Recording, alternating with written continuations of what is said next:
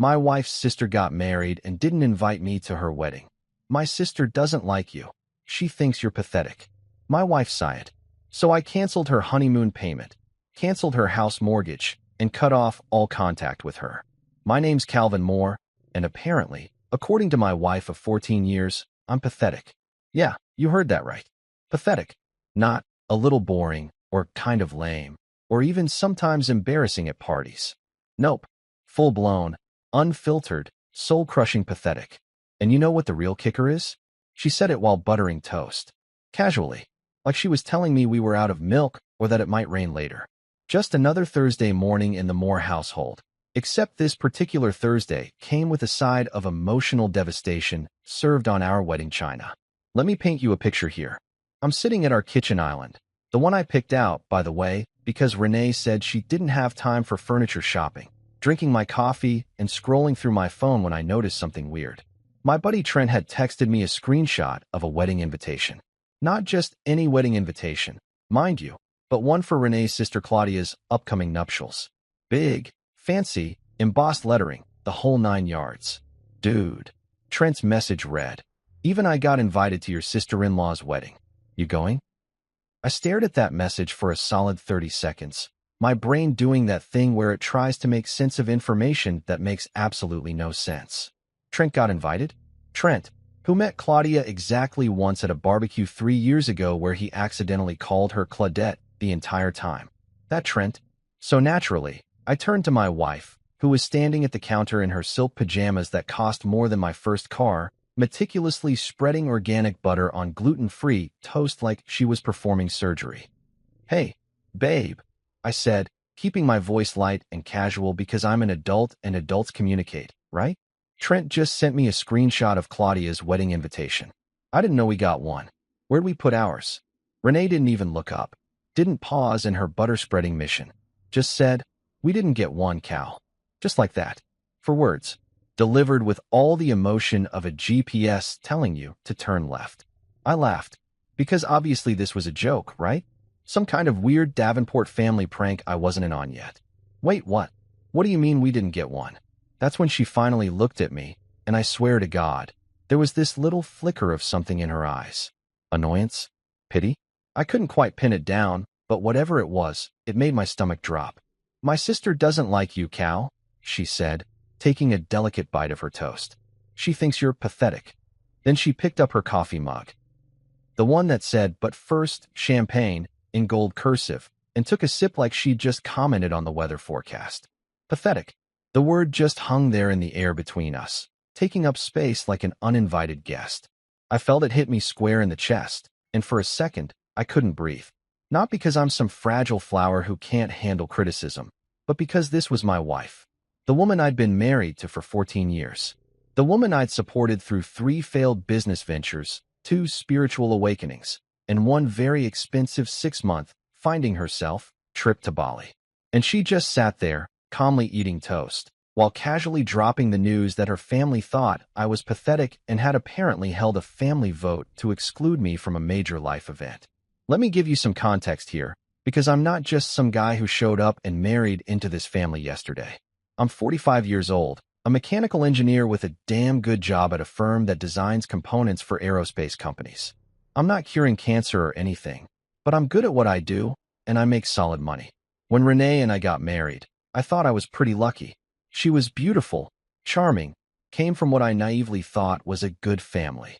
Her people had money, old money, the kind that came with expectations and country club memberships and casual references to summering places like that's a verb normal people use. The Davenports. God, where do I even start with these people? Renee's mother, Margot, is the kind of woman who wears pearls to the grocery store and refers to anyone who shops at Target as quaint. She runs this charity organization that's supposedly about helping underprivileged kids, but somehow 90% of the budget seems to go toward her wardrobe and administrative lunches at 5-star restaurants. Then there's Claudia, Renee's younger sister, who's 28 and calls herself an influencer because she has like 12,000 Instagram followers. Her big claim to fame was a post about vegan candles that went viral. And by viral, I mean it got 5,000 likes. which apparently qualifies you for celebrity status in the Davenport universe. And me? I'm the guy from Cleveland. My dad was a truck driver, my mom was a nurse. I put myself through college working 2 jobs, graduated with honors, and built a career from scratch. I thought that would count for something. I thought being a good husband, being supportive, being the guy who shows up and does the work, I thought that mattered. But apparently, in the Davenport family hierarchy, I'm just the ATM machine that occasionally says embarrassing things at dinner parties. Because let's be real here, I've been funding the Davenport lifestyle for years. When Margot's charity needed a small loan of 10 grand to cover some mysterious shortfall, who do you think wrote that check? When Claudia's influencer dreams required professional photography equipment, who sponsored that little investment? When Renee's car broke down, the luxury SUV she absolutely needed because driving anything else would be humiliating, who made sure she got a brand new lease? This guy? This pathetic guy right here. Make things awkward. I repeated, my voice coming out quieter than I intended. What does that even mean? Renee sighed like I was exhausting her with my need for basic explanations. You know how you are, Cal. At family dinners, you tell those long work stories that nobody really follows. You wear those old sweaters that have stains. You don't really fit. She said fit, like it was a euphemism for something much worse, like I was a puzzle piece that someone had jammed into the wrong spot, and now the whole picture was ruined. I sat there, coffee getting cold in my hand, and felt something shift inside me. It wasn't anger exactly. It was more like clarity. Crystal clear, high-definition clarity. This woman, this family, they'd been tolerating me, using me, probably laughing about me at their brunches and their charity galas and their precious family gatherings. And I'd been so busy trying to be supportive, trying to be good enough, that I hadn't seen it. Or maybe I had seen it and just didn't want to admit it. Cool, I said finally, setting my mug down carefully on the marble countertop. That's really cool, Renee. Thanks for clarifying. She looked at me with something like concern, but it was superficial, the kind of concern you show when your phone battery is low, not when you've just destroyed your husband's dignity. Don't be dramatic, Cal. It's just one wedding. You can stay home, watch the game or whatever. Watch the game or whatever. Like I'm some sitcom dad whose entire existence revolves around beer and sports. Like I don't have feelings or pride or any reason to be hurt that my wife's entire family voted me off the island and she didn't even have the decency to defend me. I forced a smile. It was the kind of smile that probably looked more like a grimace, but I held it. You're absolutely right, I said. I am pathetic. You know what else is pathetic? Paying for a lifestyle you can't afford on your own. Let's see how pathetic feels when the bills stop paying themselves. Renee's eyes widened slightly, but I was already standing up, grabbing my keys, heading for the door. I had work to do, plans to make, a whole new perspective on life to embrace. Because if I was going to be pathetic, I was going to be strategically, magnificently pathetic. The kind of pathetic that comes with consequences.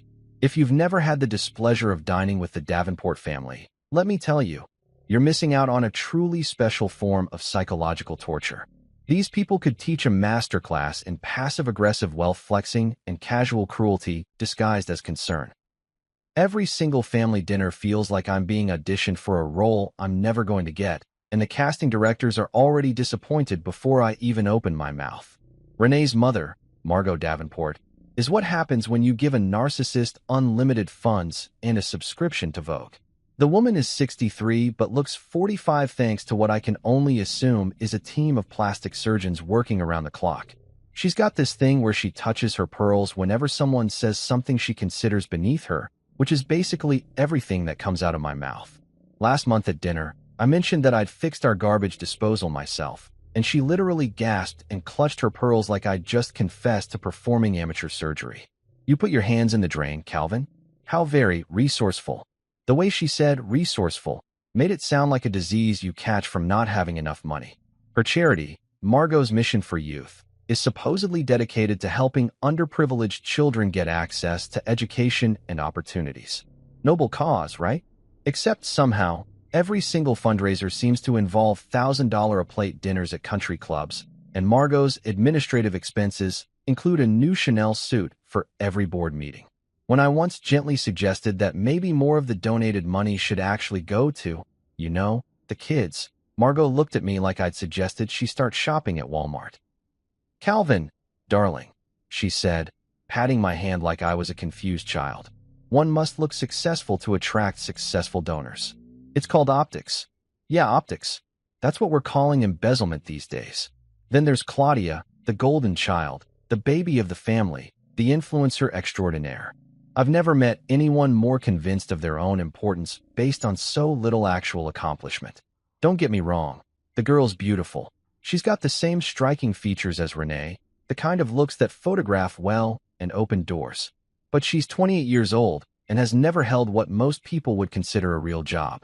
Her entire career consists of posting photos of herself at expensive restaurants, wearing clothes that brands occasionally send her for free, and writing captions about living authentically and manifesting abundance. Her crowning achievement was a post about vegan candles, literally just picture of some candles with a long caption about sustainable living. That got 5,000 likes. 5,000, not 5 million, not even 50,000. 5,000. And based on that, she now introduces herself at parties as a digital entrepreneur and lifestyle curator. I remember the candle incident specifically because Claudia brought it up at dinner for literally 6 months straight. You know, my vegan candle post really resonated with people, she'd say, swirling her organic wine. I think I'm finally finding my voice as an influencer. Meanwhile, I'm sitting there having just finished designing a component that's going to be used in satellite technology. But sure, let's talk about your candle photography skills for another hour. And Renee? God, Renee. My wife has spent our entire marriage trying to prove to her family that marrying me wasn't a mistake, which is hilarious because the harder she tries, the more they seem to pity her. She's like a contestant on a game show where the prize is her family's approval, and the game is rigged because she married someone from Cleveland whose father drove trucks. At family dinners, she laughs too loud at her mother's jokes, agrees with everything Claudia says, and occasionally throws me under the bus as a sort of offering to the Davenport gods. Oh, Kel doesn't really understand fine wine, she'll say when I have the audacity to order something I actually like. Or, he's more of a beer and sports guy. Which isn't even true. I barely watch sports. But it fits their narrative of me as the blue-collar husband who somehow tricked their precious Renee into marriage. The dinners themselves are a carefully choreographed performance of superiority. We always meet at places with names like the Primrose or Chateau Wellington, restaurants where the menus don't have prices and the portions could fit in a thimble. Everyone dresses like they're attending a gallery opening, and conversations revolve around 3 topics. Places they've traveled, people they know who are more successful than you, and subtle digs at anyone not present to defend themselves. Did you hear about the Hendersons? Margot will say, leaning in conspiratorially. They had to sell their summer house in the Hamptons. Apparently, Richard's business isn't doing as well as they'd led everyone to believe. How embarrassing. And everyone will nod sympathetically while secretly celebrating someone else's downfall. The night before Claudia's wedding, we had one of these delightful family dinners. It was at some new French place that Margot had discovered, the kind of restaurant where the waiters explain each dish like they're describing fine art. We were celebrating Claudia's upcoming nuptials, and the conversation was even more insufferable than usual. Her fiancé, Marcus, was there, this finance bro type with slick back hair and a watch that cost more than my car. He kept talking about disrupting the market and maximizing synergies, and everyone nodded along like he was dropping profound wisdom instead of corporate buzzword soup. So, Marcus, I said during a rare break in his monologue, what exactly does your company do? He looked at me like I'd just asked him to explain Basic Edition. We're a boutique investment firm specializing in high-yield opportunities for accredited investors, he said slowly, as if talking to someone who might not understand big words. It's pretty complex. Mostly private equity, some venture capital. I nodded. So you invest rich people's money and take a cut. The table went silent. Margot touched her pearls. Claudia's smile froze. Marcus's jaw tightened. That's a reductive way of putting it, he said coldly. Renee kicked me under the table. The conversation moved on, but the damage was done. I'd committed the cardinal sin of making things awkward, of not playing along with the illusion that we were all operating on some higher plane of existence. Later, while Margot was describing her upcoming trip to Tuscany, her 4th time this year, she casually mentioned how middle-class people always look so tired. Everyone laughed. Nobody looked at me, but I felt it. That was aimed at me, the guy who actually works for a living instead of living off inherited wealth and pretending it's a personality. When we got home that night, Renee disappeared into our walk-in closet and emerged wearing this silk robe that probably cost more than some people's monthly rent. She was checking her phone, scrolling through photos of wedding dresses or flower arrangements, or whatever people obsess over before weddings they're actually invited to. "Don't wait up tomorrow, okay?" she said without looking at me. "I'll be at Claudia's wedding all day. Probably won't be home until late." I looked up from my laptop where I was reviewing some technical drawings. "So I'm really not invited? Like, this is actually happening?" She sighed. That long-suffering sigh she uses when she's annoyed that I'm making her explain things she thinks should be obvious. "Claudia wants an elegant atmosphere, Cal. She's very particular about the energy at her events. She doesn't want." She trailed off, and I could fill in the blank. "She doesn't want pity energy. She doesn't want the disappointment of her sister's working-class husband bringing down the vibe. She doesn't want to explain to her fancy friends why one of the guests shops at regular stores and thinks a nice dinner costs $50 instead of $500. "Got it," I said, my voice flat. "Elegant atmosphere. Can't have the mechanical engineer ruining the aesthetic." Renee's expression softened slightly, but it was performative, the kind of sympathy you show a dog that's not allowed on the furniture. "It's not personal, Cal. It's just, you know how my family is." Oh, I knew exactly how her family was. I'd been dealing with their casual contempt for over a decade. I'd smiled through their backhanded compliments, funded their emergencies, showed up to their events, and played the role of the grateful outsider who was lucky to be associated with the Davenport name. And now, apparently, I wasn't even good enough for that. "Hope she enjoys the honeymoon," I said, turning back to my laptop. Renee paused, one hand on her phone, her face showing the first flicker of confusion. "What honeymoon?" I smiled, not looking up from my screen. "Exactly." She stood there for a moment, trying to figure out if I was joking, then shook her head and walked away. I heard her bedroom door close. Yeah, we'd been sleeping in separate rooms for months, another thing I'd been pretending not to notice. I sat there in the dim light of my office, listening to the silence of my own house, and felt something crystallize inside me. It wasn't just anger, though there was plenty of that. It was clarity. Pure, undiluted clarity. These people had been using me as their personal ATM machine, tolerating my presence only when it came with financial benefits, and treating me like an embarrassment the rest of the time. And I'd let them. I'd played along, thinking that if I just tried hard enough, supported enough, paid for enough things, they'd eventually accept me. But that was never going to happen. To them, I'd always be the guy from Cleveland who wasn't quite good enough for their precious Renee. Well, if I was going to be pathetic, I might as well be strategically pathetic. The kind of pathetic that comes with consequences. The kind that makes people realize what they had only after it's gone. I opened my laptop and started making a list. Everything in my name. Every account, every bill, every financial commitment I'd made for this family. And next to each item, I wrote one word. Cancel. The seed of revenge that had been planted that morning over toast and casual cruelty, it was sprouting, and it was going to grow into something beautiful. Saturday morning arrives with the kind of perfect weather that feels like the universe is mocking you. Bright sunshine, clear blue skies, birds chirping like they're auditioning for a Disney movie. It's the kind of day that's made for weddings. Specifically, it's made for Claudia's exclusive vineyard ceremony where everyone who matters will be sipping champagne and celebrating love, while I sit at home like the family embarrassment I apparently am. I wake up around 7, which is late for me on a weekend. Usually, Renee's alarm goes off at 6:30, and even though she's in the other bedroom, the sound travels through our house and wakes me up anyway. But this morning is different. This morning, I hear her moving around extra early, probably around 5, the sound of her shower running, the hairdryer going, the frantic energy of someone preparing for a major social event. By the time I shuffle into the kitchen in my old MIT sweatshirt and pajama pants, she's already a vision of designer perfection. Hairstyled in those loose waves that somehow cost $200 at the salon, makeup flawless, wearing a dress that probably has a name instead of just a price tag.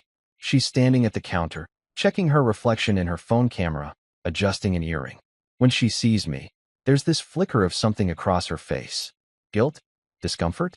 Or maybe just annoyance that I'm witnessing her preparation for an event I'm explicitly banned from. Morning, she says, her voice tight. There's coffee in the pot. How generous. She made coffee before abandoning me for her family's elegant celebration. I should probably write her a thank you note. Have fun at the wedding, I say, pouring myself a cup. My voice is flat, emotionless, and I can see it throws her off. She was probably expecting anger or sadness, some kind of emotional reaction she could feel guilty about or use as evidence that I'm being dramatic. Instead, I'm giving her nothing. Just a bland, neutral statement that could mean anything or nothing at all. Cal, she starts, and I can hear the familiar tone. She's about to launch into some speech about how this isn't personal, how I should understand, how family dynamics are complicated. I hold up my hand. It's fine, Renee. Really, you should get going. Don't want to be late. She studies me for a moment, her perfectly painted lips pressed together, then nods. I'll probably be home late. The reception is going until midnight, and then there's an after-party at the estate. Of course there is. Can't just have a normal wedding reception like regular humans. The Davenports need an after-party at the estate because apparently 12 hours of celebration isn't enough. Cool, I say. I'll be here, doing pathetic things. Maybe I'll reorganize my sock drawer. Really lean into the whole mediocre husband vibe. She flinches at that, actually flinches, but she doesn't apologize. Doesn't say, you know what, this is wrong. You should come with me. She just grabs her designer clutch, the one I bought her for Christmas last year, and walks out. I hear her car start, the expensive purr of the engine I'm still making payments on, and then she's gone. The house feels different in the silence. Bigger somehow. Emptier. I stand in the kitchen drinking my coffee, looking around at this life I've built. This beautiful house in a nice neighborhood with its granite countertops and stainless steel appliances. The framed photos on the walls, mostly of Renee, some of us together back when she still smiled at me like she meant it. The furniture we picked out together, except together, mostly meant her choosing and me nodding and paying. When exactly did I become a supporting character in my own life? I finish my coffee, rinse the mug, and walk into my home office. It's the one room in the house that's entirely mine. My desk, my books, my engineering manuals and technical drawings. Renee calls it Cal's Cave, in that affectionate but not really way that's supposed to be cute, but mostly sounds condescending. I sit down at my desk, open my laptop, and pull up a blank document. At the top, I type, financial inventory, things that are about to change. Let me tell you something about being a mechanical engineer. We're trained to think systematically, to break down complex problems into manageable components, to see how all the pieces fit together. It's not just about designing parts. It's about understanding systems, dependencies, consequences. And right now, I'm looking at the Davenport family system, and I'm realizing that I'm the load-bearing wall. Remove me, and the whole structure collapses. It's almost beautiful in its simplicity. I start making a list, and with each item I type, I feel this weird sense of calm washing over me. It's not rage, exactly. It's more like the feeling you get when you finally solve a problem that's been bothering you for months. Everything just clicks into place. First item, the house. Our beautiful 4-bedroom colonial in Westchester is in my name only. Renee insisted on that when we bought it 6 years ago because of some complicated thing with her trust fund and tax implications that I didn't fully understand but went along with because I wanted to make her happy. Her name isn't on the deed. Her name isn't on the mortgage. This house, which she's decorated and redecorated approximately 8,000 times, which she hosts her book club in, which she uses as a backdrop for her Instagram posts about grateful living. It's entirely mine. I make a note. Mortgage, sole ownership, full control. Second item, the honeymoon. Oh, the honeymoon. This one's my favorite. When Claudia got engaged to Marcus 3 months ago, there was this family dinner where Margot was going on and on about how they needed to have a proper honeymoon befitting the Davenport name. Somewhere exotic, somewhere exclusive, somewhere that would photograph well for Claudia's Instagram. The problem was, and I remember this conversation vividly, Marcus's company was going through some temporary liquidity issues. Rich people speak for, we're broke right now. And Claudia's influencer income, shockingly, doesn't quite cover luxury resort vacations. So guess who Margot looked at with those expectant eyes? Guess who got the phone call the next day about investing in family bonds and helping the kids start their marriage off right? This guy? This pathetic guy? I paid for the entire honeymoon package. $14,800 for 12 days at some ultra-luxury resort in the Maldives.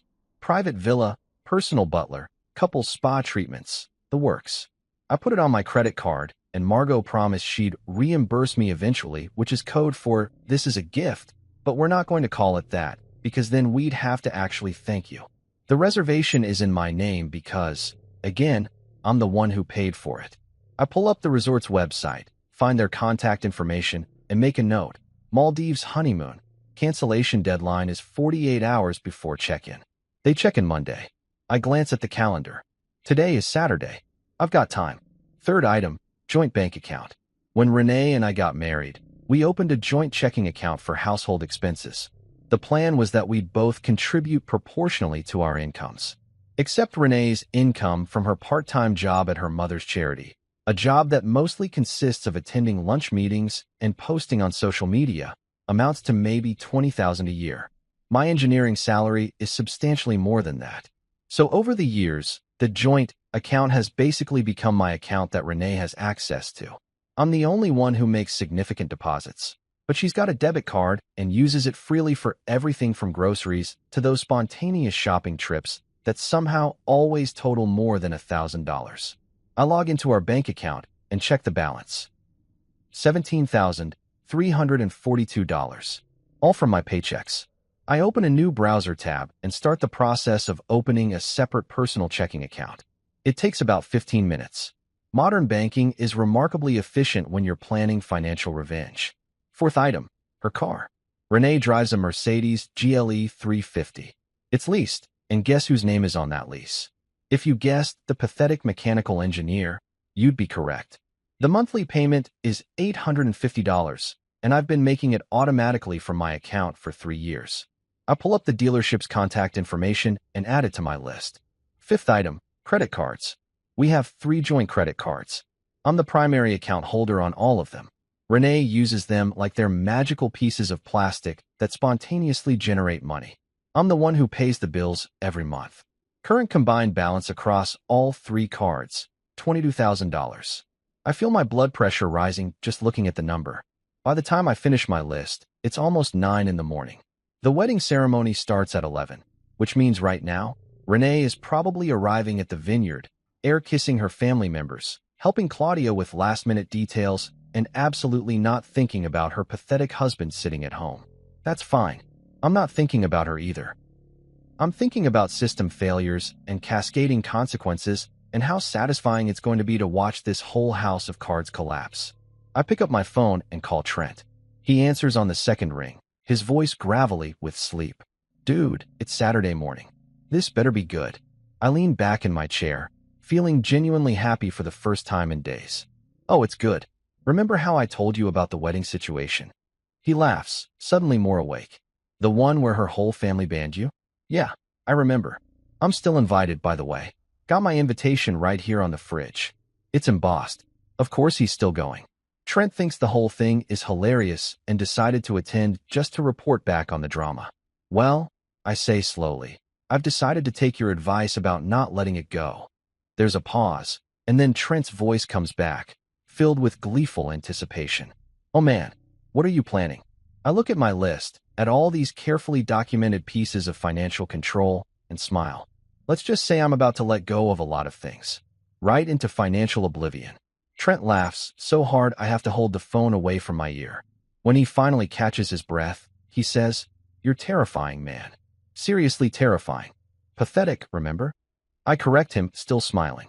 Terrifying is a promotion. We talk for a few more minutes, and Trent offers to help however he can, which mostly involves him promising to document the moment when the news of my financial exodus reaches the wedding reception. After we hang up, I sit in my office, surrounded by the evidence of my soon-to-be former life, and feel something I haven't felt in years, powerful, in control, free. The calm before the payback feels a lot like peace. There's something deeply therapeutic about systematically dismantling your own life. I know that sounds unhinged, but hear me out. For 14 years, I've been building this existence where I'm the reliable guy, the responsible one, the ATM machine with feelings that everyone conveniently forgets about. And now, sitting in my office with my laptop open and my phone fully charged. I'm about to become the most unreliable son of a bitch the Davenport family has ever encountered. It's liberating, honestly. Like that feeling you get when you finally cancel a subscription service you've been meaning to quit for months. Except this subscription is my entire marriage, and it's been charging me way more than $9.99 a month. I start with the honeymoon because, let's be real, that's going to be the most immediately satisfying. I pull up the resort's website again, the Celestial Shores Resort and Spa, Maldives. The place looks like something out of a travel magazine that costs $20 and has more ads than articles. Overwater bungalows, infinity pools, that impossibly turquoise water that probably looks better in photos than in real life. The kind of place where they serve breakfast on floating trays and charge you $40 for orange juice. I dial the number listed under reservations and guest services and wait through the hold music, which is some kind of pan flute situation that's probably supposed to be calming, but mostly makes me want to throw my phone across the room. Finally, a woman answers with a voice so cheerful it's almost aggressive. Good morning. This is Amira speaking from the Celestial Shores Resort and Spa. How may I help you create an unforgettable experience today? Create an unforgettable experience. Lady, you have no idea. Hi, Amira. I say, matching her cheerful tone. I have a reservation I need to discuss. Confirmation number CH 88429 under Calvin Moore. I hear her typing, and then there's this little intake of breath that people do when they pull up an expensive reservation. Yes, Mr. Moore. I have your booking right here. The premium overwater villa package for 12 nights, checking in this Monday. This is such a beautiful choice for your daughter's honeymoon. Are you calling to confirm any special arrangements? We have some wonderful add-ons available. Actually, Amira, I interrupt, keeping my voice pleasant. I need to cancel the reservation. Completely. Full cancellation. There's a pause, and I can practically hear her brain short-circuiting. People don't cancel $15,000 honeymoons to the Maldives. That's not a thing that happens in her world. Oh, she says, her voice deflating like a balloon. I'm so sorry to hear that. May I ask if there's a particular reason? Perhaps we could reschedule instead? We do have some flexibility with our booking policies for special circumstances. I consider telling her the truth, that my wife's family thinks I'm pathetic and didn't invite me to the wedding. So I'm canceling the honeymoon I paid for as an act of justified revenge. But that seems like a lot to unload on poor Amira, who's just trying to do her job. Let's just say that the bride's family doesn't appreciate pathetic people funding their paradise vacations, I say. Also, there's been a change in the family dynamics. A pretty significant one, actually. She's quiet for a moment, and I wonder if she's dealt with this kind of situation before. Probably not. I understand, sir, she says, her voice now professional and slightly sympathetic. I'll process the cancellation immediately. According to our policy, since you're canceling more than 48 hours before check-in, you'll receive a 50% refund. That would be $7,400 back to your original payment method within 7 to 10 business days. 50%. I'm losing over $7,000, but you know what? Worth it. Absolutely worth it. That's fine, I say. Go ahead and process it. I hear more typing, and then she says, the cancellation is complete, Mr. Moore. You should receive a confirmation email shortly. Is there anything else I can help you with today? Yeah, Amira. You can help me by imagining the look on Claudia's face when she and Marcus show up at the airport Monday morning and discover their luxury honeymoon has evaporated. No, that's everything. Thanks for your help. I hang up and immediately pour myself a bourbon. It's 10:30 in the morning, which is definitely early for hard liquor, but I'm canceling my sister-in-law's honeymoon while she's actively getting married, so I think I've earned it. I take a sip and savor the burn. Step 1, complete. I pull up my email and, sure enough, there's already a cancellation confirmation from the Celestial Shores Resort and Spa. I screenshot it and save it to a folder I've labeled Financial Independence Day. Yes, I'm that petty. Yes, I'm documenting everything. Next up, the mortgage. This one's more complicated because I can't just cancel the mortgage. That's not how mortgages work, and despite what the Davenports might think, I'm not an idiot. But what I can do is change the payment authorization and make sure that Renee has absolutely no access to making decisions about our house. I call our bank, get transferred to the mortgage department, and spend 20 minutes on hold listening to a recording tell me how much they value my business. If they valued it that much, maybe they'd answer the damn phone faster. When I finally get a human being on the line, a guy named Derek who sounds like he'd rather be literally anywhere else, I explain that I need to update the account information on my mortgage. I'm the sole owner of the property, I tell him, and I want to ensure that I'm the only one authorized to make any changes to the account. Can we add some security restrictions? Derek sounds confused. Sir, if you're the only name on the mortgage, you're already the only one who can make changes. Is there a specific concern? Just want to make sure everything's locked down, I say. My wife has been using the online portal to view statements, and I want to remove her access. There's some clicking, and Derek says, I can definitely do that. I'll need to verify your identity first. We go through the security questions, and then he says, okay, I've removed all secondary user access from the account. Your wife will no longer be able to view the mortgage information online. Beautiful. One more thing, I add. Can you change the mailing address for statements? I want everything sent to my office instead of the house. I give him my work address, and Derek processes it without question. By the time I hang up, it's almost 11. The wedding ceremony is starting right about now. I picture Claudia in some ridiculously expensive dress, Marcus in his designer tux, all their wealthy friends gathered at this vineyard, and Renee standing there as the supportive sister, probably tearing up during the vows. None of them have any idea that their comfortable little financial ecosystem is currently being dismantled by the guy they didn't think was worth inviting. Now for the joint account. This is where things get really interesting. I log into our bank's website and navigate to the joint checking account. $17,342 just sitting there. Well, not for long. I open up the new personal account I created earlier. It's already active, which is impressively fast, and initiate a transfer. All of it. Every single penny. The system asks me to confirm, warns me that this will leave the joint account with a zero balance, and I click confirm without hesitation.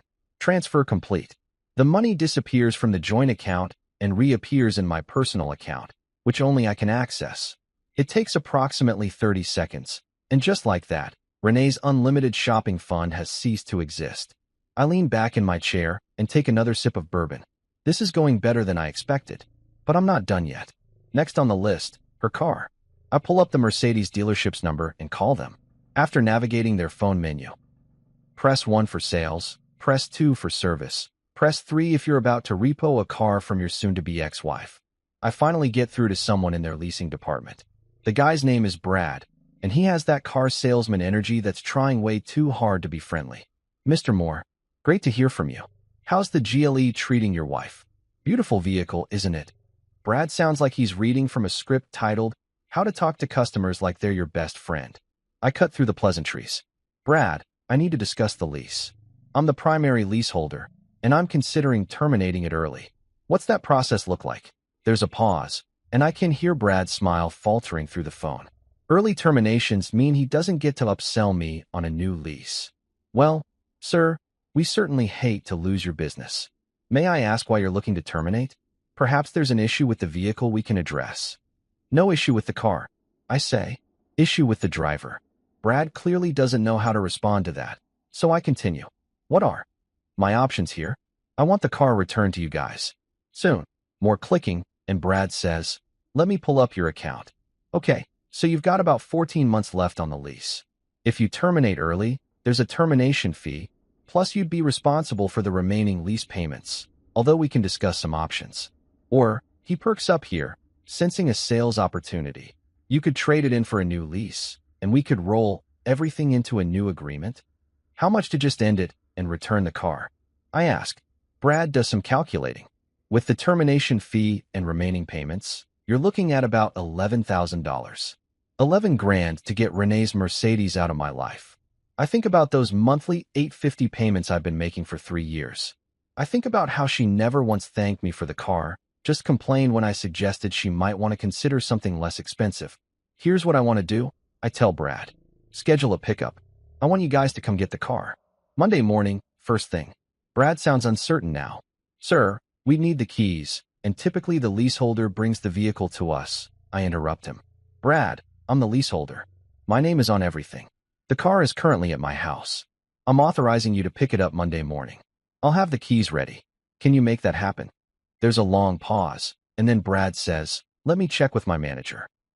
He puts me on hold, and I wait, finishing my bourbon. When he comes back, he sounds more serious. "Mr. Moore, my manager says we can arrange a pickup for Monday morning between 8 and 10 a.m. We'll need you to sign some paperwork." "Perfect," I say. "Email me whatever I need to sign, and I'll have it ready. Keys will be in the mailbox."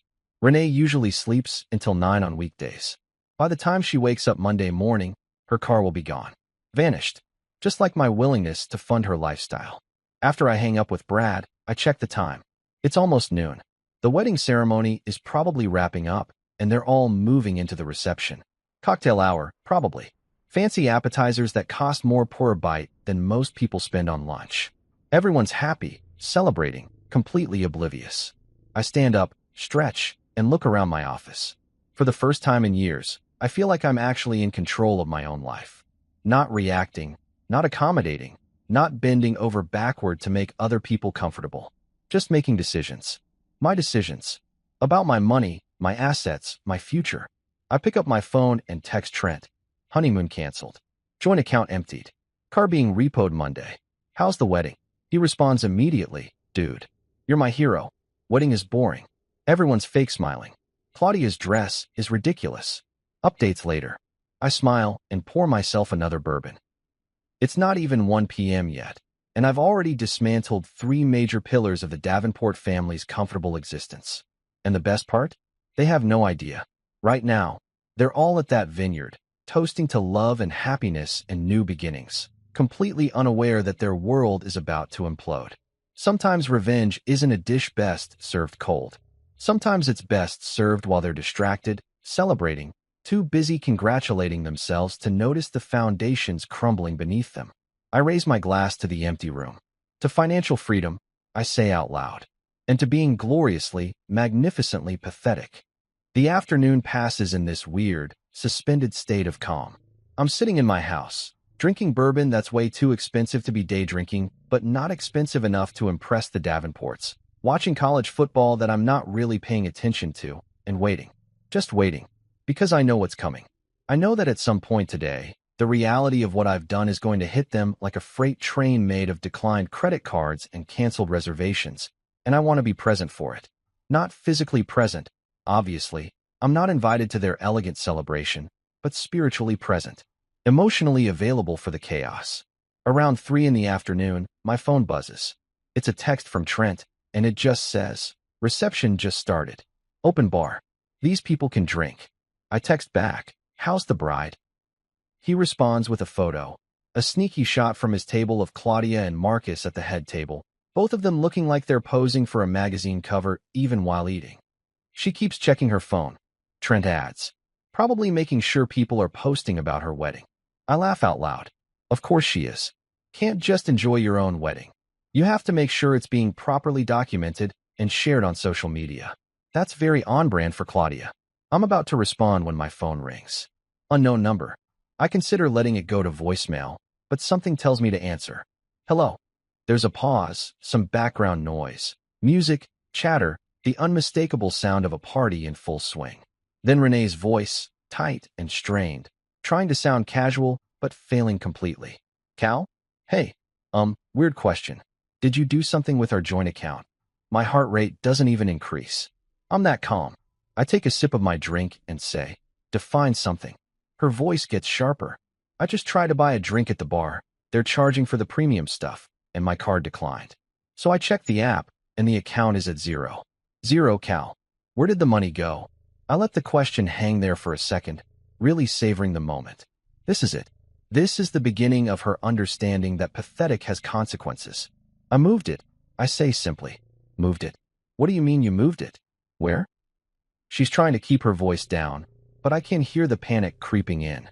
I imagine her standing in some corner of the reception venue, probably near the bathrooms, trying to hide the fact that she's having a financial crisis at her sister's wedding. "I opened a personal account," I explain, my voice maddeningly reasonable. "Transferred all the money there. Figured since I'm the only one who actually puts money into that account, it should probably just be mine." Simplifies things. There's silence. Complete silence. I can still hear the party noise in the background, But Renee's not saying anything. I wait, genuinely curious about how she's going to respond. When she finally speaks, her voice is shaking. Cal, this isn't funny. That's our household money. That's for bills and groceries and your shopping trips? I interrupt. And your salon appointments? And your spontaneous purchases that always seem to total about $1,000. More silence. Then, we can talk about this when I get home. Just, can you transfer some money back? I'm at my sister's wedding, and I don't want to make things awkward. I finish for her. Yeah, I know how much you hate awkward situations.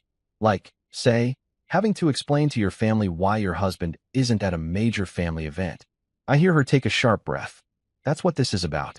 You're punishing me because of the wedding invitation? Punishing. I laugh, and it's not a nice laugh. No, Renee. I'm not punishing anyone. I'm just aligning my finances with my new status as the pathetic family member who isn't worth including in celebrations. Pathetic people don't fund parties they're not invited to. It's like a whole thing. She starts to say something, but I'm not done. Oh, and while I have you on the phone, you should probably know that I canceled Claudia's honeymoon this morning. The one to the Maldives? Yeah, that's not happening anymore. They'll find out Monday when they try to check in and discover the reservation doesn't exist. I hear her gasp, like I've just told her I burned down the reception venue. You didn't.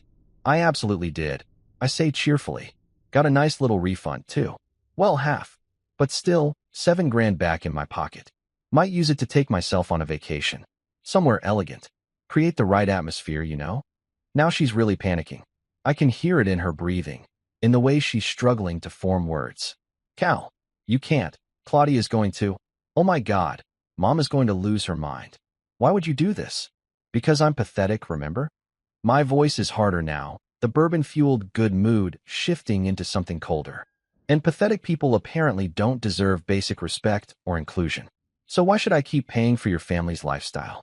You want me to fund weddings and honeymoons and God knows what else, but I'm not good enough to actually attend? That's not how this works anymore. Renee makes this sound that's half sob, half furious scream, trying to keep it quiet so she doesn't draw attention. We'll talk about this later. I can't deal with this right now. She hangs up before I can respond. I look at my phone at the ended call and smile. That went even better than I expected. I text Trent. The news has arrived. Renee knows about the money. Meltdown imminent. He texts back almost immediately. Dude. She just came back to the reception looking like she saw a ghost. She's talking to her mom right now. Margot's face is purple. This is better than the wedding. I'm living for this. I wish I could see it. I really do. I picture Margot Davenport, with her pearls and her perfectly styled hair and her air of superiority, learning that her daughter's pathetic husband has just torched their financial safety net. The image brings me genuine joy. My phone buzzes again. Another call. This time it's actually Renee's number, not unknown. I answer. Miss me already? But it's not Renee. It's Margot, and she sounds like she's about to spontaneously combust. Calvin Moore, what on earth do you think you're doing? Her voice has that clipped, upper-crust rage that rich people do when they're furious but trying to maintain decorum. You've upset Renee terribly, and on her sister's wedding day of all days. This is completely inappropriate. You know what else is inappropriate, Margot? I say, my voice dangerously calm. Not inviting your son-in-law to a family wedding. That's pretty high up there on the inappropriate scale. She makes this dismissive sound, like I'm being ridiculous. That was Claudia's decision, and she had her reasons. But that doesn't give you the right to sabotage. Sabotage. I interrupt. I'm not sabotaging anything. I'm just exercising my right to control my own money. Last time I checked, that's not a crime. Although speaking of money, Margot, remember that $10,000 I loaned your charity last year?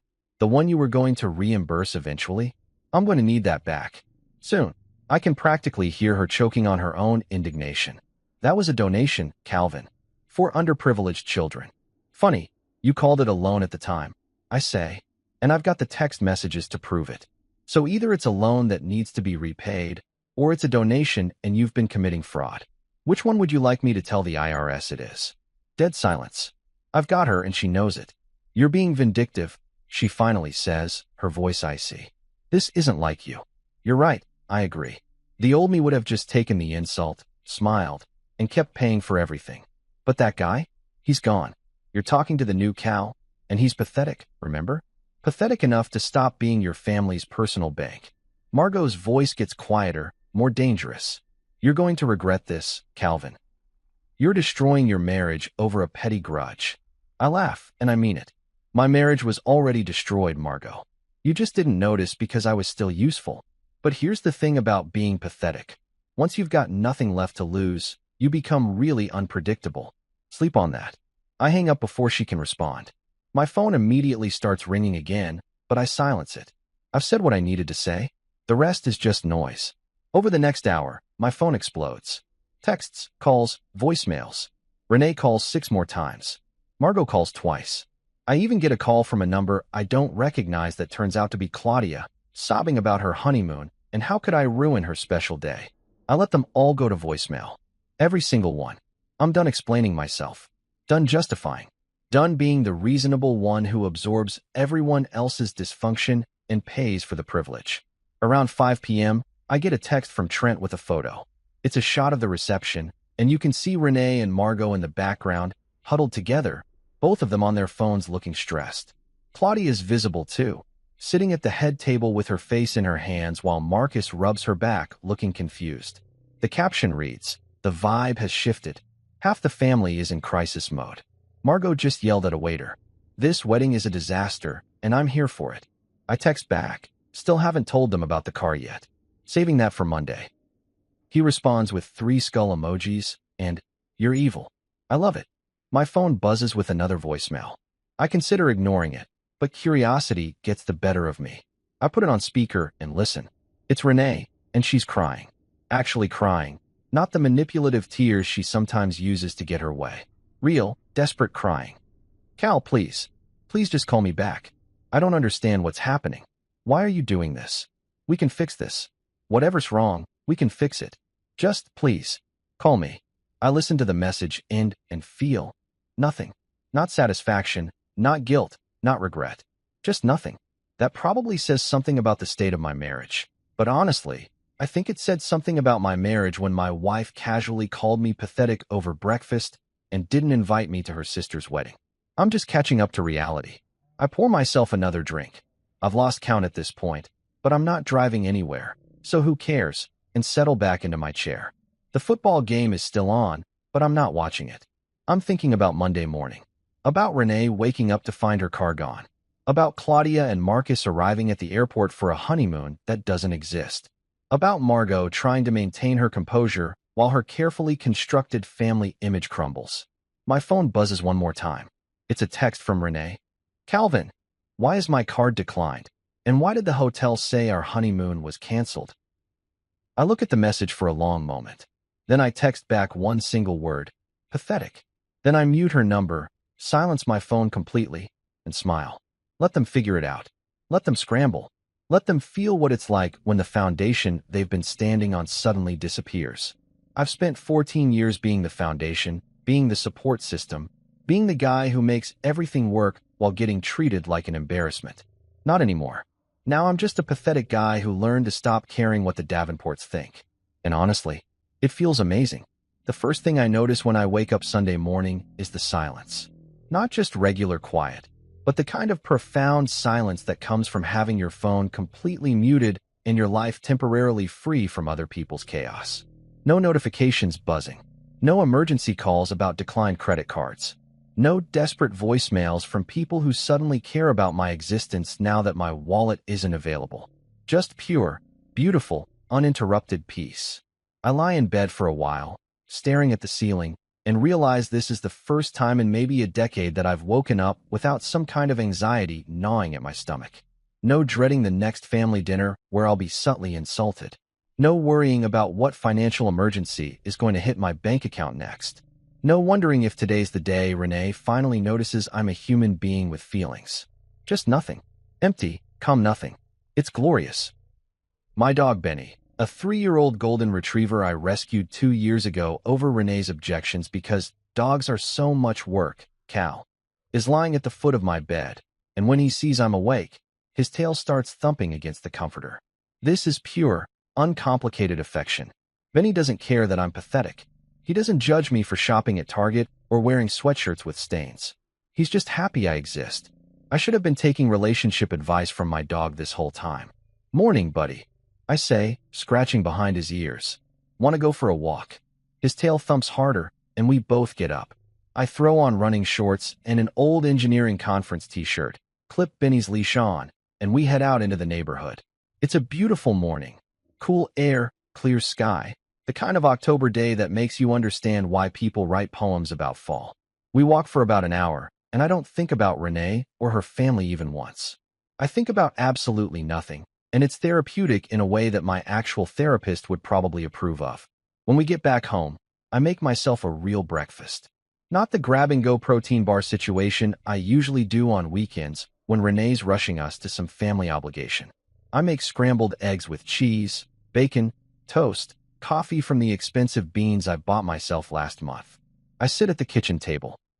Not the island where I got called pathetic, the actual table that we never use because Renee thinks it's too casual. And I eat slowly, reading the news on my tablet, feeding Benny pieces of bacon under the table. This is what Sunday mornings should feel like. Relaxed, unhurried. Mine. Around noon, curiosity gets the better of me, and I unmute my phone. The screen immediately lights up like a Christmas tree. 47 text messages, 23 missed calls, 14 voicemails. It's almost impressive. I scroll through the texts without opening them. Don't want to give anyone the satisfaction of seeing I've read their messages. Most are from Renee, escalating from pleading to angry to confused to angry again. A few from Margot, all of which I can tell from the preview text are dripping with righteous indignation. 3 from Claudia that are just strings of angry emojis. And 1 from a number I don't recognize. I open that one because I'm curious. It says, Mr. Moore, this is Marcus Thornton, Claudia's husband. I think we need to have a conversation man to man about your behavior. This is unacceptable and frankly unhinged. Call me. I read it twice and then actually laugh out loud. Marcus Thornton, finance bro extraordinaire, wants to have a man-to-man conversation with me about acceptable behavior. The same Marcus who refers to people as resources and once told me at a family dinner that poor people just need to work harder while discussing his company's layoffs. That Marcus wants to lecture me about being unhinged. I text back, Hi Marcus, thanks for reaching out. Unfortunately, I'm too pathetic to take financial advice from someone whose honeymoon I just canceled. Best of luck with married life. Pro tip, maybe try funding your own vacations. Then I block his number. One problem solved. Monday morning, I'm up at 6:30 out of pure anticipation. This is the day the car gets repossessed.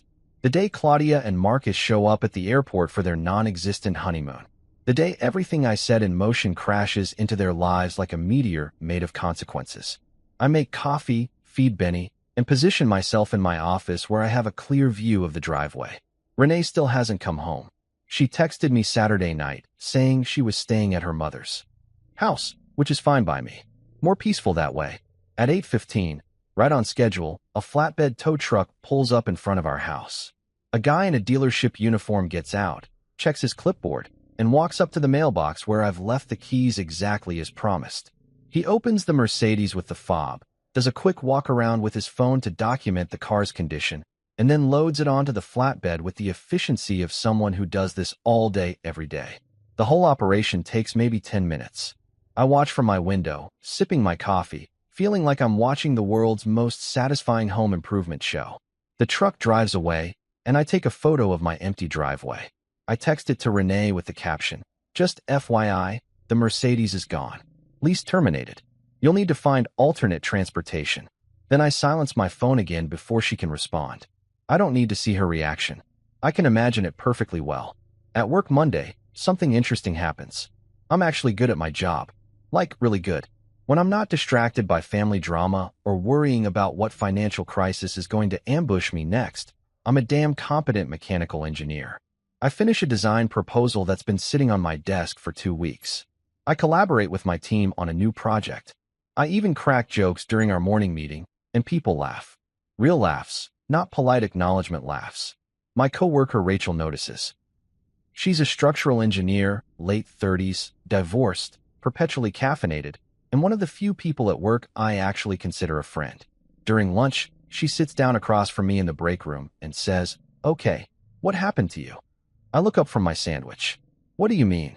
You're different, she says, studying me like I'm a blueprint she's trying to decipher. You're like, lighter. Did you get a new haircut? Start taking vitamins? Join a cult. I laugh. No cult. Just stop paying for problems that insult me. She raises an eyebrow. That sounds like a story. So I tell her. Not all of it, but the highlights. The wedding exclusion. The pathetic comment. The systematic financial extraction I've executed over the past few days. Rachel listens, and her eyes get progressively wider. When I finish, she's quiet for a second, and then she says, "Holy shit, Cal. You're like a financial assassin." I shrug. I prefer recently liberated, but sure, we can go with assassin. She grins. No, seriously. This is incredible.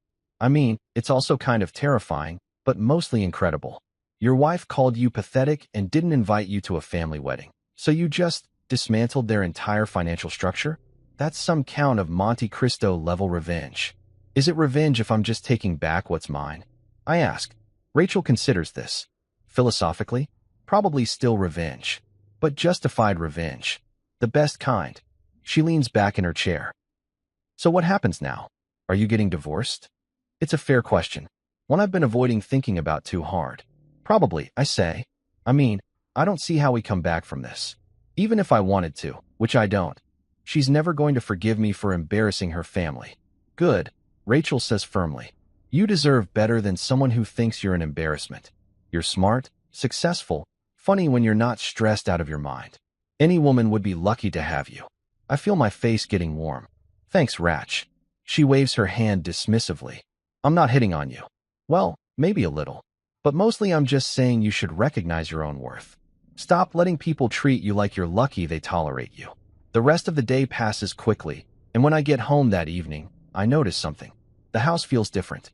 Emptier, obviously, because Renee's still not here. But also better, like the absence of tension has changed the actual atmosphere. I can breathe deeper. My shoulders aren't up around my ears. I'm not unconsciously bracing for criticism or requests or passive-aggressive comments about my clothes or my friends or my life choices. I make myself dinner, just pasta and a salad, nothing fancy, and eat it while watching a documentary about deep-sea exploration that Renee would have hated. She thinks documentaries are boring, says she doesn't want to learn things when she's trying to relax. I finish the documentary, watch another one about the Mars rover, and then take Benny for a late-night walk around the neighborhood. When we get back, I check my phone one more time before bed. There's a voicemail from Renee, left about an hour ago. Against my better judgment, I listen to it. Her voice is different this time. Not angry, not crying. Just tired. Defeated. Cal, she says quietly. I don't know what you want from me. I don't know how to fix this. My family is furious. Claudia won't stop crying about the honeymoon. Mom says you've shown your true colors. And I don't understand. We've been married for 14 years. Doesn't that mean anything to you? I listen to the whole message and then delete it. Because here's the thing. Yes, 14 years means something. It means 14 years of being tolerated instead of celebrated. 14 years of funding a lifestyle I was never truly part of. 14 years of trying to be good enough for people who were never going to accept me. That means something, all right. It means I wasted 14 years. And I'm not wasting any more. I get ready for bed, and Benny jumps up to sleep at the foot of the mattress, something Renee never allowed because it was unhygienic. I don't stop him. I lie there in the dark, listening to his gentle snoring, and feel something I haven't felt in so long I almost don't recognize it. Contentment. Not happiness exactly, not yet, but contentment. The absence of dread. The presence of peace. My phone buzzes one last time. It's a text from Rachel. Proud of you for standing up for yourself. Want to grab coffee tomorrow before work? I text back, sure, thanks. Then I set my phone on the nightstand, pull the blanket up, and close my eyes. For the first time in 14 years, I fall asleep without worrying about who I've disappointed or what I need to pay for or how I can make myself smaller to fit into spaces that were never designed for me. I just sleep. Deep, dreamless, peaceful sleep. And in the morning, I'll wake up and keep building this new life. This pathetic, beautiful, financially independent life that's finally, gloriously mine. 3 weeks pass, and they're the best 3 weeks I've had in recent memory. I settle into a routine that's entirely my own design. I wake up when I want, not when Renee's alarm drags me into consciousness. I eat what I want. Lots of steak, burgers, the kind of food Margot would call pedestrian, while clutching her pearls. I watch whatever I want on TV. I take Benny on long walks. I excel at work because I'm not constantly distracted by family drama or financial anxiety. It's revolutionary, this thing called living for yourself. Rachel and I have coffee most mornings before work, and it becomes this thing I actually look forward to. She's funny, sarcastic in a way that's playful rather than cruel, and she treats me like an actual human being with thoughts that matter. We talk about work stuff, life stuff, nothing stuff. Sometimes she asks about the Renee situation, but she doesn't push when I don't want to talk about it. It's refreshing, having someone in my life who respects boundaries. My therapist, Dr. Kellerman, whom I've been seeing on and off for 5 years mostly to deal with marriage stress, notices the change immediately.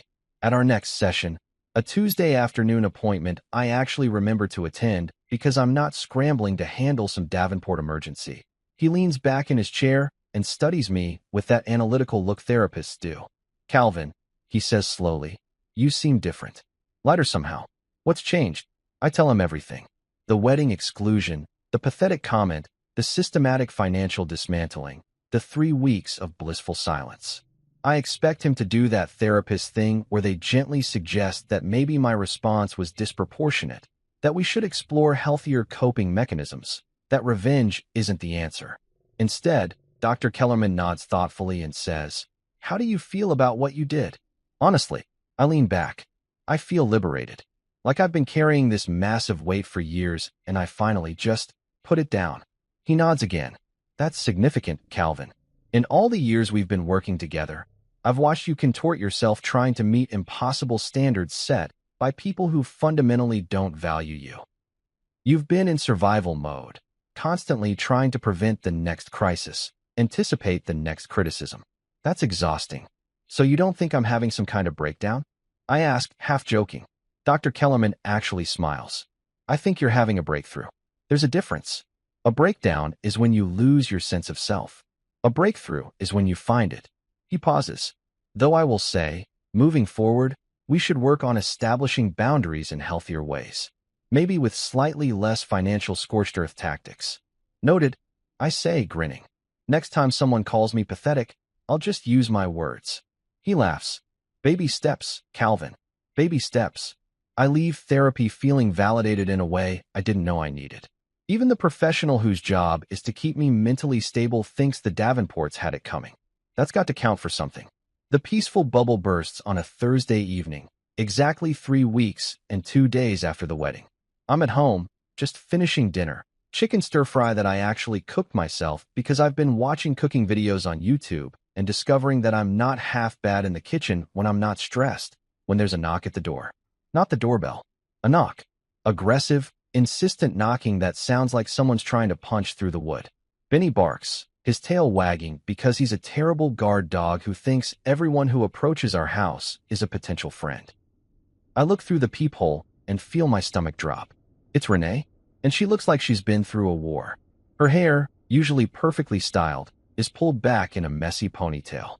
She's wearing jeans. Actual jeans, not the designer kind that cost $300, just regular jeans and a wrinkled blouse.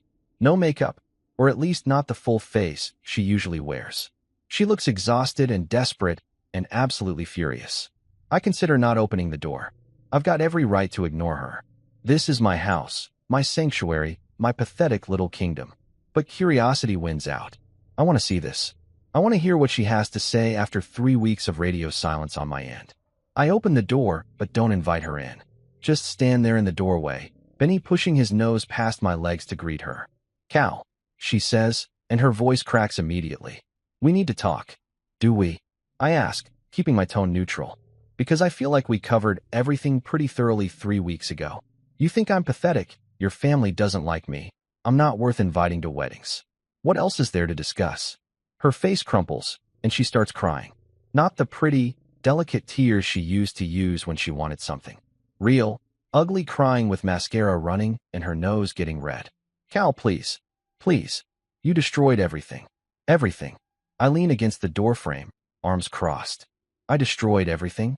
That's an interesting interpretation. I'd say I stopped funding everything. There's a difference. She wipes her face with the back of her hand, leaving a smear of black makeup across her cheek.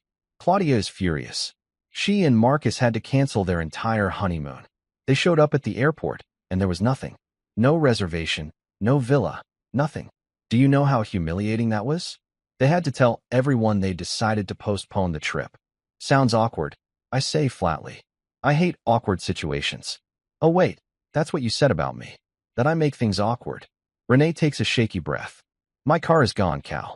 I had to borrow Mom's old sedan just to get here. I have no access to money. My credit cards are maxed out, and I can't pay them because you took all the money from our account. I'm completely cut off. Not completely, I correct her. You still have your job at your mother's charity. That pays you. What, $20,000 a year? You can live on that. Lots of people do. They're very tired, apparently, but they manage. She stares at me like I'm speaking a foreign language. Are you serious right now? You're actually going to stand there and act like this is justified? Like you didn't just blow up our entire life over a wedding invitation? I feel my jaw tighten. It wasn't about the wedding invitation, Renee. It was about 14 years of being treated like I'm not good enough. Like I'm this embarrassing burden you all tolerate because I pay for things. Your sister didn't want me at her wedding because I'm pathetic. Your mother thinks I'm beneath you. And you. I pause, making sure she's really hearing this. You stood there eating toast and told me to my face that I make things awkward, that I don't fit. And you said it like it was just a fact, like it was obvious and reasonable that your family would exclude me. I didn't think you'd react like this, she says, her voice rising. I thought you'd be upset. Maybe we'd have a fight. But this is insane, Cal. You canceled their honeymoon. You took all our money. You repossessed my car. That's not being hurt. That's being vindictive. I actually laugh at that. Can't help it. You know what's vindictive, Renee?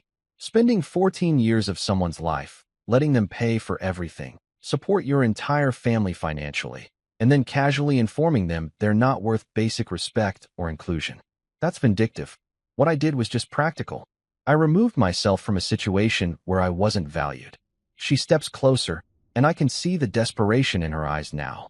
This isn't just about the money or the car or the honeymoon. This is about her realizing that the safety net is gone. That the reliable, pathetic guy who always showed up and fixed things and paid for everything has left the building. Cal, we've been married for 14 years. You can't just throw that away because your feelings got hurt. My feelings got hurt. I repeat, my voice getting dangerously quiet. Renee, you call me pathetic. Your mother treats me like I'm the help. Your sister wouldn't even look at me at family dinners. For 14 years, I've been the punchline to a joke I wasn't in on. And yeah, I could have left earlier. Probably should have. But I kept thinking it would get better. That if I just tried harder, supported more, was more understanding, your family would eventually accept me. But they never did. And you never stood up for me. Not once. She's full-on sobbing now, and part of me, a small, almost extinct part, feels bad. But the rest of me, the part that's been building up resentment for over a decade, feels nothing. Mom says you embarrassed the family, she chokes out. She says you showed your true colors, that you were always just pretending to be a good husband. I nod slowly. Your mom's right about one thing. I was pretending. I was pretending that being treated like an ATM machine with feelings was normal. That being excluded from family events while still being expected to fund them made sense. That hearing my wife call me pathetic while eating breakfast was something I should just accept. Renee looks at me with something like fear now. What are you saying? Are we getting divorced? The question hangs in the air between us. The D word. The thing we've been dancing around for 3 weeks. I look at my wife, or soon-to-be ex-wife, standing on my doorstep looking like her world is ending, and I realize something. I don't love her anymore. Maybe I haven't for a while. Maybe I've just been going through the motions, holding on to the idea of what I thought marriage should be rather than accepting what it actually was. Yeah, I say finally. Yeah, we're getting divorced. She makes this sound like I've physically struck her. Cal, no. No, we can fix this. We can go to counseling. We can work on things. I'll talk to my family. I'll make them apologize. I hold up my hand. Renee, stop. Just stop. I don't want their apologies. I don't want to fix this. I'm done. I've been done for a while. I was just too busy trying to be good enough to notice. She reaches out like she's going to grab my arm, but I step back. You can't do this. You can't just give up on us. I look at her. Really look at her. and see someone I don't recognize anymore. Or maybe someone I'm finally seeing clearly for the first time. I'm not giving up on us, Renee. There is no us. There's you and your family. And there's me funding it all while being told I'm not good enough. That's not a marriage. That's a transaction. And I'm closing the account. Her face hardens then, the tears stopping like someone flipped a switch. This is the Renee I know. The one who appears when she doesn't get her way. Fine, she says, her voice cold. Fine. If that's what you want, we'll get divorced. But don't expect this to be easy, Cal. My family has lawyers. Good lawyers. We'll fight for everything. I smile, and it's not a nice smile. Go ahead. Fight for the house that's in my name only. Fight for the money I earned. Fight for access to accounts you never contributed to. Your family has lawyers? Great. I have documentation. Every loan I gave your mother. Every bill I paid. Every financial decision I made that you all benefited from. We can lay it all out in court if you want. See how elegant that looks. She stares at me, and I can see her calculating, realizing that maybe, just maybe, she doesn't have the leverage she thought she did. You've really thought this through, she says quietly. Yeah, I say. I have. Turns out mechanical engineers are pretty good at planning. Who knew? She turns to leave, then stops and looks back at me. You're not the man I married, Calvin. You're right, I agree.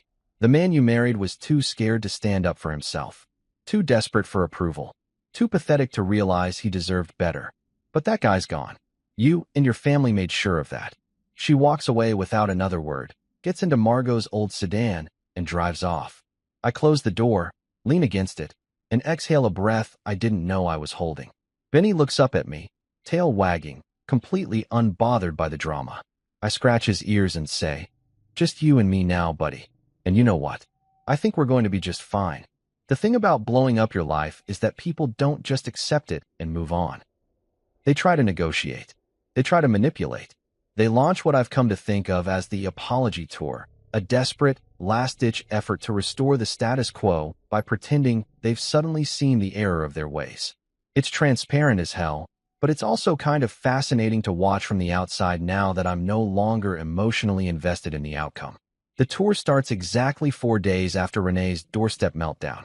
I'm at work, mid-morning, deep in a design review meeting where we're discussing stress tolerances for a new aerospace component, when my phone starts buzzing in my pocket. I ignore it because I'm actually engaged in my work for once, contributing ideas, catching potential problems before they become expensive mistakes. This is what I'm good at. This is what I should have been focusing on all along instead of managing the Davenport family's emotional and financial crises. When the meeting ends and I check my phone, I have 3 missed calls from a number I have saved as Margot, do not answer. That label was Rachel's idea, actually. She saw Margot's name in my contacts without any warning label and said, you need a system, like how they labeled dangerous chemicals in labs. Proper hazard identification. So now my phone is full of properly labeled hazards. It's therapeutic. There's also a voicemail. Against my better judgment, or maybe because I'm feeling confident enough to handle whatever she's got to throw at me. I listen to it. Margot's voice comes through, and it's different from the righteous fury I got 3 weeks ago. Now she sounds calculated, like she's reading from a script she workshopped with a focus group. Calvin, dear, it's Margot. I was hoping we could have a conversation. I think there have been some misunderstandings, and I'd like the opportunity to clear the air. Would you be available for lunch today? My treat, of course. Nothing fancy, just a chance to talk. Call me back when you get this. I play it again, listening for the subtext. Misunderstandings. That's rich. There was no misunderstanding when they didn't invite me to the wedding. No confusion when Renee called me pathetic. But now that the money's gone and consequences have arrived, suddenly it's all just a big misunderstanding that can be cleared up over lunch. Her treat. How generous. I delete the voicemail without responding. 20 minutes later, my office phone rings. I check the caller ID, and it's the front desk. Cal, you have a visitor, says Jenny, our receptionist. She sounds confused. A Margot Davenport?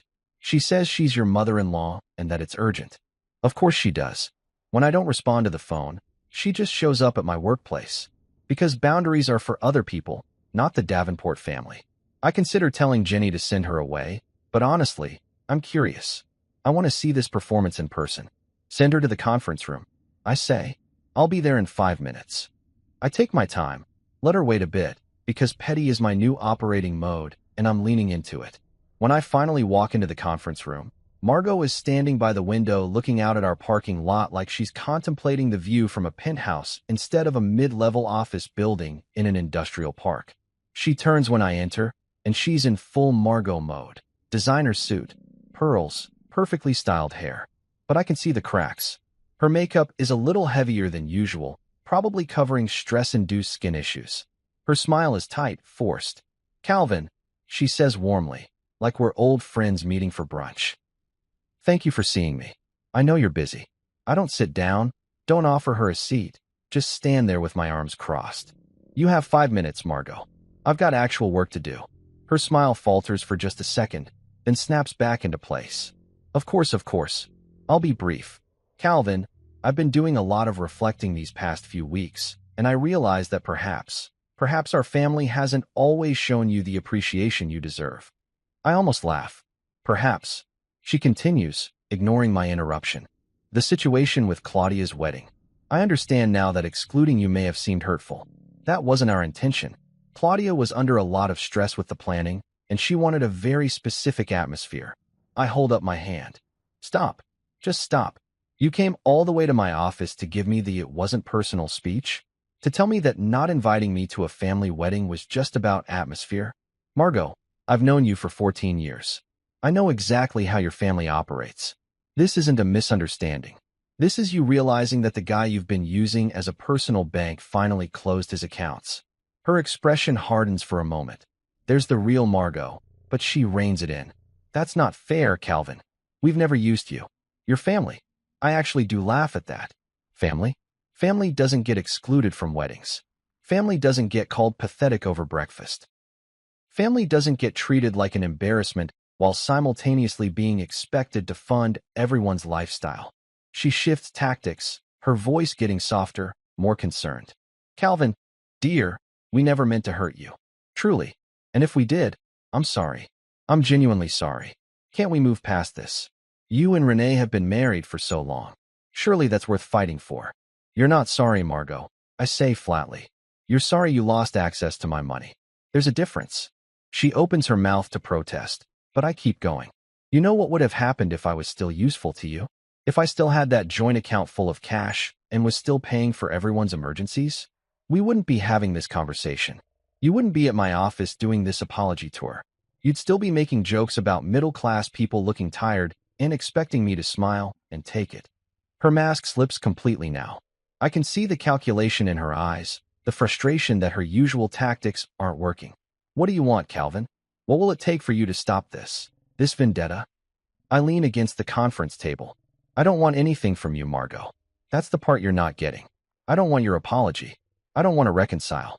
I don't want to pretend like 14 years of being treated like I'm not good enough can be erased with one lunch conversation. I just want to be left alone."